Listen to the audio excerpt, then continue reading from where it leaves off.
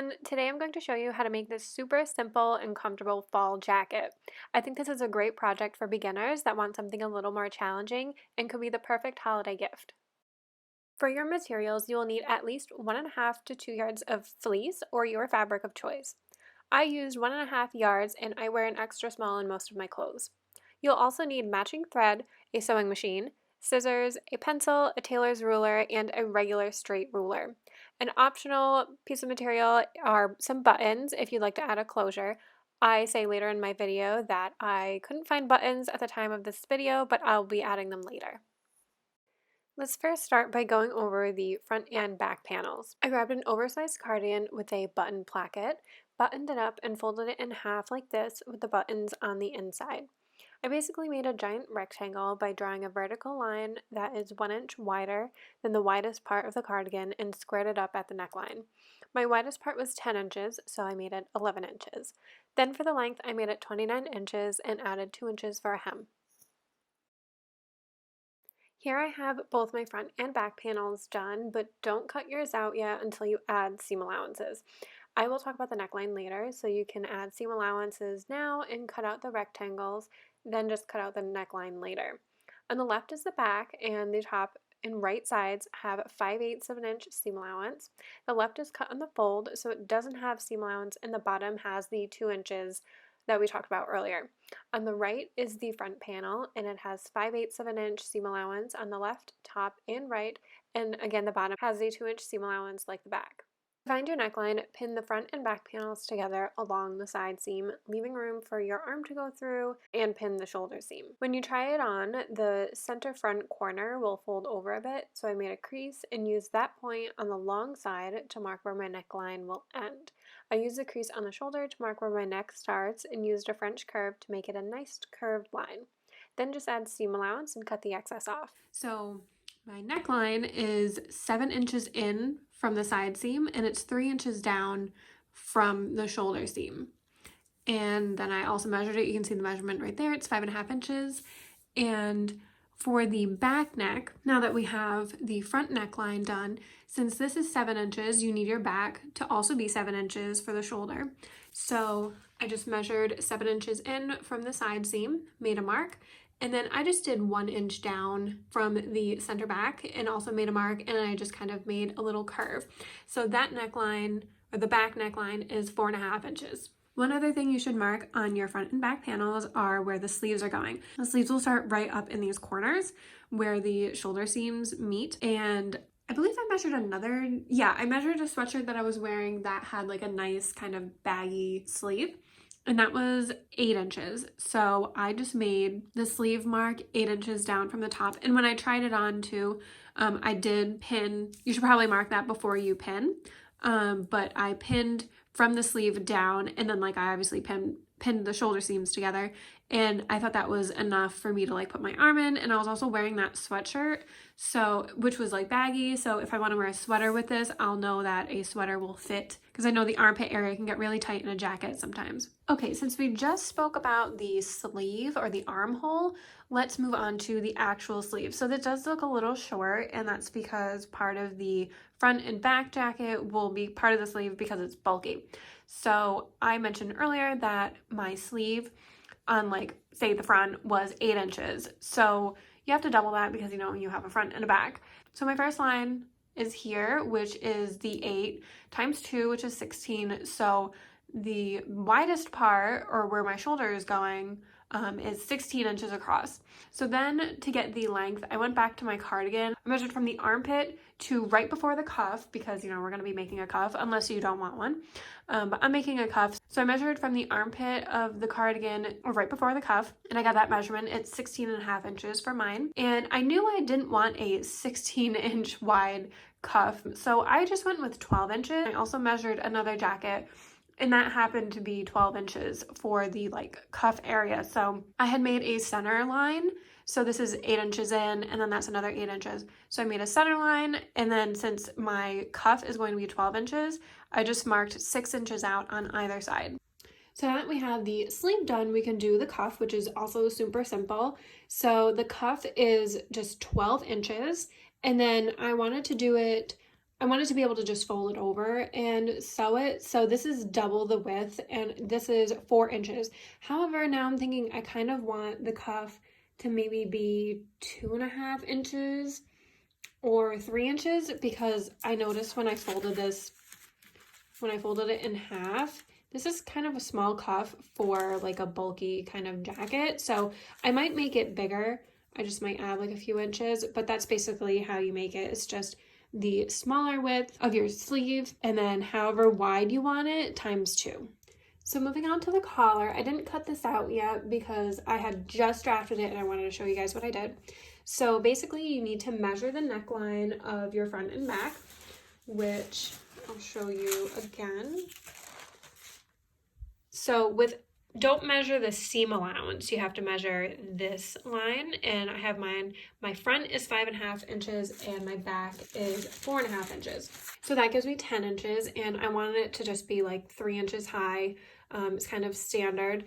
So I made it 3 inches high by 10 inches wide. And then you need to mark your shoulder. So I marked in 4.5 inches on the bottom and then the top. And just to note, this left side will be on the fold. So now on the right side down here in the corner, I marked up 1/2 inch, and then up here mark up 1 inch and over 1 inch. And from your shoulder, since I only did up 1/2 inch here, I couldn't really draw a curve from the shoulder mark. So I just kind of went like halfway and kind of drew one. But if you go up a full inch, you would probably start here at the shoulder.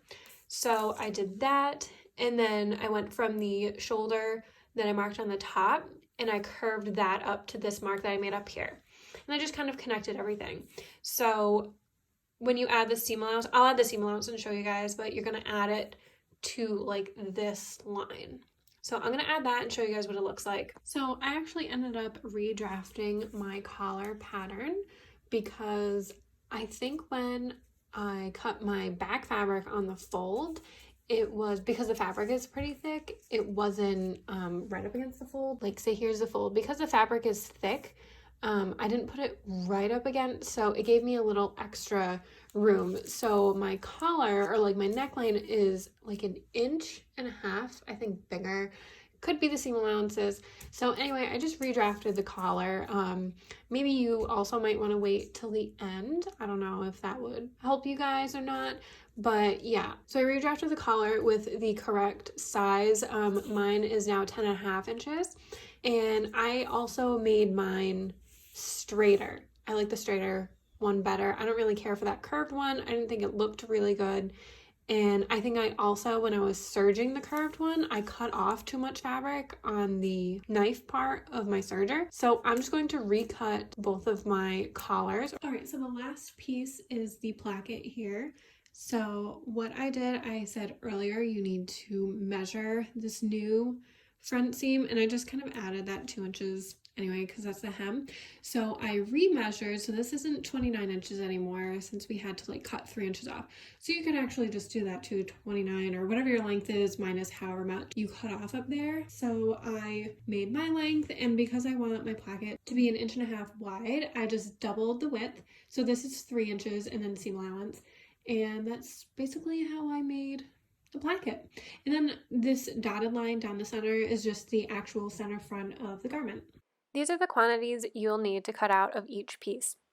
For the back, you'll need to cut 1 piece on the fold. The collar needs 2 pieces cut on the fold. In the front, placket, sleeve, and cuff all need 2 pieces cut out, not on the fold.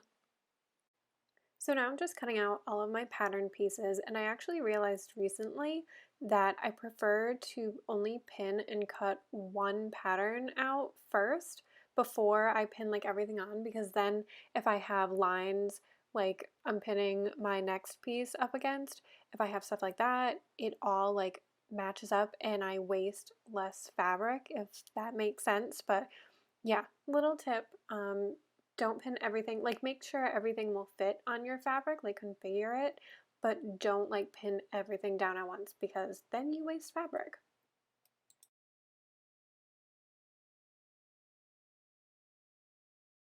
So now I am just chain serging all of the raw edges of my fleece, and by chain serging, I mean like I'll serge one side of, say, the front, and then I'll grab the back and serge one side of that, and I'll just keep going until I've serged every single side of all my pieces. And this has saved me so much time. I've wasted so much less thread, because when you're serging and you're like coming off of the machine, you have to serge more to have like a tail, and you're not doing that with this, and you don't have to clip as much, which is amazing.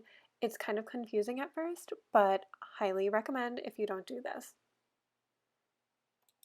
So after serging, I just laid my sleeves right side up, and I'm pinning the cuff to the short end of the sleeve, just like what I'm doing on the screen. And now I'm just sewing them with a straight stitch, back tacking at the beginning and end using my seam allowance. I believe I said earlier that I was using a 5/8 of an inch seam allowance, but I think I'm actually using a 1/2 an inch seam allowance. That doesn't matter since everyone's seam allowance is going to be different based on your preferences, but yeah, I figured I'd just mention that. Now I just laid my back piece right side up, and then I'm laying each of the front panels right side facing down so that right sides are facing, and I'm just laying them out so that I can pin and sew the shoulder seams. Just like the cuffs, we're just going to sew them with a straight stitch, back tacking at the beginning and end using your seam allowance. Just showing you here that for the cuff, you want to press whatever your seam allowance is up on your like bottom edge of the cuff. Just for like later use, it's a lot easier to do it before it's sewn in a circle. And press your seam allowance up. So now that I sewed my shoulder seams, I'm going to lay with the right sides touching. I'm going to lay the sleeve on top of the shoulder seam. So to do this, I, have my bodice pieces facing up, and then I folded my sleeve in half just so I could line it up with the shoulder seam. And then I'm going to like carefully pin everything, and once you're done, you're just going to sew a straight stitch. And here I'm just sewing that straight stitch to attach the sleeves to the bodice front and back. So this is just what the wrong side of the jacket looks like all laid out, and then I'm going to put right sides together for everything so we can pin and sew the sleeves. Now just pin and then sew along the inner sleeve and then down the side seam. I'm starting at the cuff here, and you want to make sure that when you're sewing that you're pushing the seam allowance towards the cuff so that it's encased when you sew the cuff closed. And then same thing when you get to the joining of the sleeve to the bodice, and then you're just going to do like a 90-degree pivot. I think it's a 90-degree pivot, and then just sew all the way down the side seam. Here I'm just showing you how I pin the cuff, and you can kind of see the line from where I pressed the 1/2 an inch seam allowance, so making sure that the seam allowance is pressed up right here, and then I'm just going to be folding over the cuff like this, and then make sure that you line everything up like I'm doing here, and then pin, and then you're going to line up that like crease line with the sewn cuff line, if that makes sense, just so you encase everything so nothing like pops through and frays or anything.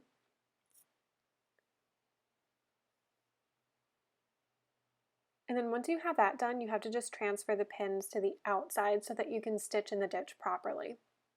So that's what I'm doing here. It's kind of confusing, but it works.